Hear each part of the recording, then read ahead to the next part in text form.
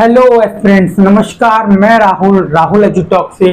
देखिए, बता देता हूं आपको, आ चुकी है एक न्यू वैकेंसी दोबारा से। इसका इंतजार आप लोगों को बहुत दिनों से था, क्योंकि एसएससी देखिए बहुत अच्छा काम कर रही है। एसएससी अभी जो भी अपने टारगेट्स लेके चल रही है ना, उन्हीं डेट्स पे अपनी नोटिफिकेशन दे रही है।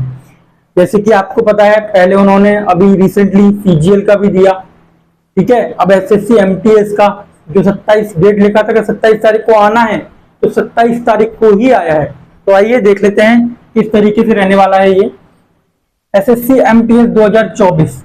ये एक ऐसी भर्ती है, मैं आपको बता देना चाहता हूं, जिसमें 25 एज के सारे एस्पिरेंट फॉर्म फिल करते हैं। बात करता हूं, कैसे बताता हूं। एसएससी एमटीएस 2024, इसका फुल फॉर्म होता है मल्टीटास्किंग स्टाफ, ठीक है। तो बात कर लेते हैं 27 तारीख को, आज जैसे कि है 27 तारीख की इसकी फॉर्म को अप्लाई करने की डेट आ चुकी है। नोटिफिकेशन जारी कर दिया है, आज से फॉर्म डलना स्टार्ट हो जाएंगे। लास्ट डेट जो रहने वाली है वो रहेगी 31/7/2024, ठीक है।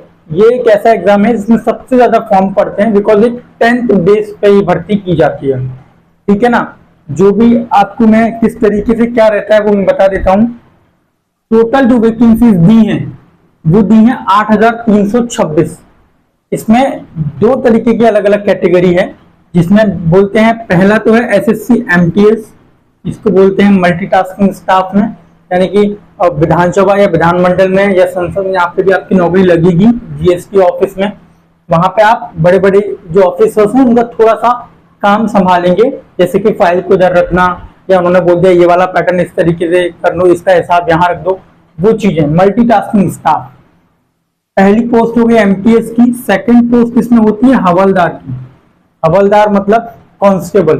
तो जैसे कि यूपी पुलिस में कांस्टेबल वगैरह होते हैं, पीएससी वगैरह होते हैं, वैसे ही जीएसटी कस्टम ऑफिस में भी हवलदार की जरूरत पड़ती है। तो बात कर लेता हूं, उनका जो पद होता है वो होते हैं 3,439। तो ओवरऑल अगर हम दोनों को एड ऑन करें तो ये टोटल निकल के आता है 8,326, ठीक है। लैंग्वेज में आपको बता देता हूं, जब भी आपका पेपर होगा तो आपको दो लैंग्वेज में ये पेपर देखने को मिलेगा, हिंदी और इंग्लिश। आप जिसको भी प्रेफर करते हैं उसमें ये फॉर्म डाल सकते हैं। तो बात कर लेता हूं कि ये ऑल इंडिया वैकेंसी होती है। आप इसको ये ना सोचें कि state wise all India vacancy है, इसके सेंटर हर जगह हैं। जब भी एग्जाम होगा तो आपको अब आप किस स्टेट में हो वहां पे होगा, जो भी आप रीजन डालेंगे। जैसे मैंने दिल्ली से भरा, ठीक है, सेंट्रल जोन से भरा, तो वो जिस जोन से मैं फॉर्म को डालूंगा उसी जोन में मेरा एग्जाम होगा। ऑल इंडिया और 1 डे एग्जाम होता है, ठीक है। बात कर लेते हैं योग्यता में, आपको बता चुका हूं, मात्र 10वीं अगर आप पास हैं, जिन विद्यार्थियों ने 10वीं पास कर ली है और वो अंडर एज आते हैं इस फॉर्म के, तो फिर वो फॉर्म को अप्लाई कर सकते हैं। बात कर लेते हैं आयु की। तो आयु देखो, इसमें वैसे तो एमटीएस के लिए जो है वो एमटीएस के लिए आपको इसमें एज दी गई है, एक सेकेंड, अच्छा, एमटीएस के लिए जो आपको एज दी गई है, एमटीएस के लिए एज है 18 से लेके 25, ठीक है। ये एमटीएस की एज है 18 से लेके 25। अब रिलैक्सेशन नहीं दिया है, पिछली साल दिया था, अब नहीं दिया है इस बार, ठीक है। 18 से लेके 25 इंच का हो गया और 18 से लेके 27 हवलदार का हो गया, ठीक है। हवलदार में 2 साल थोड़ा सा बड़ा ले लेते हैं वो एज में, लेकिन एमटीएस उनको 18 से लेके 25 का ही चाहिए, क्योंकि देखिए 10th पेज पे भर्ती है। अगर आप इसको एज ज्यादा रिलैक्सेशन दे देंगे तो काफी लोग ऐसे हैं जिन्होंने 10th कर रखा है, फिर वो सारे कंपटीशन में आ जाएंगे, वो एसएससी के लिए दिक्कत हो जाएगी। तो उन्होंने एक एज का ही ऐसा क्राइटेरिया रखा है जिससे इसमें एलिजिबल होने के बाद भी बंदा इस फॉर्म को नहीं डाल पाता है, जब वो आउट ऑफ द एज हो जाता है, ठीक है। बात कर लेता हूं कि एमटीएस में जो एग्जाम है, इसमें ना देखिए ज्यादा कोई फिजिकल वाली बात होती है, ना कोई मेडिकल होता है। ये एक सिंपल 1 डे एग्जाम है, जिसको क्वालिफाई करेंगे।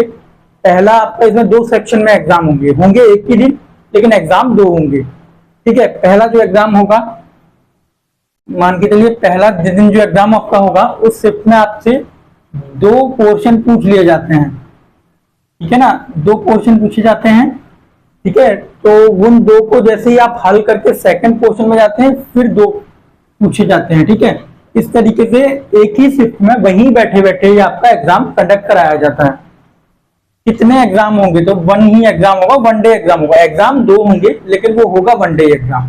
ठीक है, वेतन कितना होगा? देखिए सबसे बड़ी बात और सबसे बड़ा मोटिवेशन आ जाता है कि वेतन, सैलरी कितनी होगी। तो देखिए ये एक सेंट्रल की जॉब तो है ही, लेकिन मल्टीटास्किंग स्टाफ है, इस कदर तो बताना चाहता हूं कि इसका सैलरी जो रहता है 30,000 प्लस रहेगा आपका, 30,000। ठीक है ना, एक सेकंड मैंने जीरो नहीं कर पाया। 30,000 प्लस आपका सैलरी रहेगा इसमें, है ना। ये एक सेंट्रल की नौकरी है, तो इसका जो ग्रेड पे रहता है वो 1800 रहता है, 18,000 आपका बेसिक पे रहता है, 18,000। ठीक है, उसके बाद अलाउंस वगैरह लग जाते हैं, इसके बाद ये 32 प्लस सैलरी अप्रोक्सीमेटली जाती है। ठीक है, एग्जाम पैटर्न आपको बता दिया, आयु आपको क्या लगती है बता दिया।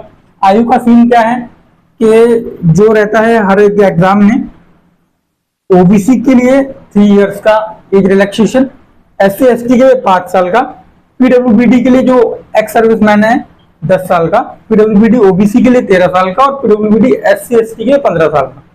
ठीक है, वो ये कुछ रहते हैं जो डिपार्टमेंट में रहकर जो जॉब को छोड़ देते हैं तो फिर से अप्लाई कर सकते हैं। बात कर लेता हूँ एज का कैसे सीन है। तो एज का इन्होंने साफ साफ बोल दिया है कि जिस भी बंदे की एज 1/8/2024 के अंडर से काउंट की जाएगी। तो इसका मतलब हो गया, सीधा सा मैंने लिख रखा है, 1/8/1999 से पहले का अगर आपका जन्म है, यानी कि 1/8/2099 से पहले का आपका जन्म है, तो आप इस फॉर्म को अप्लाई नहीं कर पाएंगे, क्योंकि आप इसके एज रिलैक्सेशन के प्रोसेस में काउंट नहीं होंगे। अब बात कर लेता हूं 1/8/2006, 1/8/2006 से पहले के भी हैं आप, तो ही इस फॉर्म को अप्लाई कर पाएंगे। उसके बाद भी हैं तो फिर आप अंडर एज नहीं आएंगे। तो ये दो कंडीशन है, 2/8/1999 से पहले आपका जन्म नहीं होना चाहिए, आपकी जो डेट ऑफ बर्थ है वो नहीं होनी चाहिए, और 1/8/2006 से ऊपर नहीं होना चाहिए। अगर ये कैटेगरी में आप आते हैं तो आप इस फॉर्म को अप्लाई कर सकते हैं। उसके बाद ये चीजें होने के बाद फिर आप इसको ऐड कर सकते, जो भी SC ST में आता है वो 5 साल का रिलैक्सेशन मिल जाएगा, 3 साल का मिल जाएगा ओबीसी वालों के लिए। ठीक है, ये कंडीशन MTS और हवलदार दोनों के एज रिलैक्सेशन में काउंट होगा। अब बात कर लेते हैं 18 से 27 साल हवलदार में है, तो ये बिल्कुल सही है कि हवलदार के लिए 18 से 27 साल एज चाहिए। ठीक है, 2 साल का इसमें फर्क है बीच में। तो ये मैं आपको बता चुका हूं कि किस तरीके से ये फॉर्म अप्लाई होना है। फॉर्म की फीस 100 रुपीज रहेगी। ठीक है ना, फॉर्म की फीस 100 रुपीज रहेगी। बाकी इस तरीके से आप फॉर्म को फिल करेंगे। 10वीं पास आप होनी चाहिए, अंडर एज आना चाहिए। ठीक है, हवलदार के लिए डालेंगे, दोनों आप अलग अलग फॉर्म डाल सकते हैं अगर आपकी मर्जी है। तो अगर आप चाहते हैं कि मैं कांस्टेबल के लिए भी एलिजिबल हूं और MTS के लिए, तो आप दोनों के लिए डाल सकते हैं। दूसरी बात कि ये जो पेपर है वन डे एग्जाम होगा। ठीक है, 2 पोर्शन में होगा लेकिन वन डे एग्जाम होगा, है ना।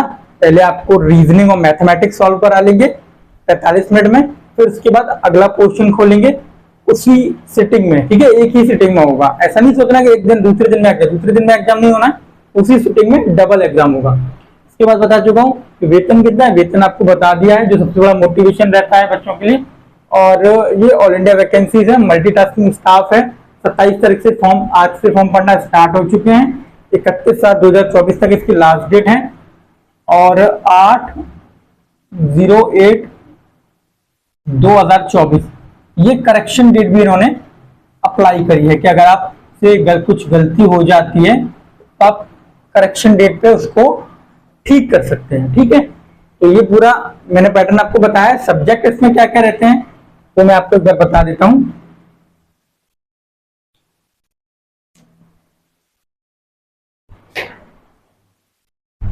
देते हैं, मैंने कहा सिलेबस के बारे में आपको बता देता हूं। तो सिलेबस इसका बहुत सिंपल है। ठीक है, इसमें जो एग्जाम है ना, वो जो टुडेज जो एग्जाम होता है, ठीक है, तो subject, number of questions, time duration कैसे होता है बताता हूं। ये 2 सेक्शन में पेपर होगा आपका। ठीक है, एक ही सिटिंग में। सेशन 1 जो है वो आप सुन लीजिए ध्यान से, क्वालिफाइंग नेचर का है, ठीक है। जैसे कि मान के चलो आपको इसमें ओवरऑल मिला के यहाँ पर 20 क्वेश्चन आएंगे, ये भी 20 क्वेश्चन आएंगे, ओवरऑल 40 क्वेश्चन हो रहे हैं। 40 में से जनरल कैटेगरी वाले हैं ना, उनको 12 क्वेश्चन सही करने हैं, ओबीसी वालों को 10 क्वेश्चन सही करने हैं, ठीक है। बाकी इसी तरीके से मतलब 30% का इसमें रेशियो रखा गया है, तो आपको जस्ट क्वालिफाई करना है, ठीक है। इसके लिए कोई ऐसा नहीं है कट ऑफ नहीं लग रही, ना ही इसके अकॉर्डिंग आपको जॉब दी जाएगी।